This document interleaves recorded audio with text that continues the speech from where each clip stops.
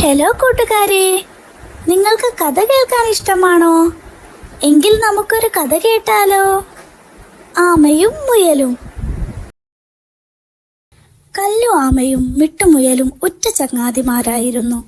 കാട്ടിനുള്ളിൽ അവർ ആടിയും പാടിയും രസിച്ചു നടന്നു. കളികൾക്കിടയിൽ അവർ ഒരു ദിവസം ഓട്ടപ്പന്തയം വെച്ചു. ഓട്ടത്തിൽ മിടുക്കനായ മിട്ടുമുയൽ വളരെ വേഗമോടി. പാവം കല്ലു ആമയാകട്ടെ പതുക്കെ പതുക്കെ നടന്നു വന്നു. കുറച്ചു ദൂരം കഴിഞ്ഞപ്പോൾ മിട്ടുമുയൽ കല്ലു ആമയെ തിരിഞ്ഞു നോക്കി. പാവം കല്ലു ആമ വളരെ പിറകിലായിരുന്നു. കല്ലു ആമ വരുന്നല്ലേ ഉള്ളൂ, കല്ലു എത്തുന്നതുവരെ ഈ മരച്ചുവട്ടിൽ ഇരുന്ന് വിശ്രമിക്കാമെന്ന് മിട്ടുമുയൽ തീരുമാനിച്ചു. വിശ്രമത്തിനിടയിൽ മിട്ടുമുയൽ ഉറങ്ങിപ്പോയി.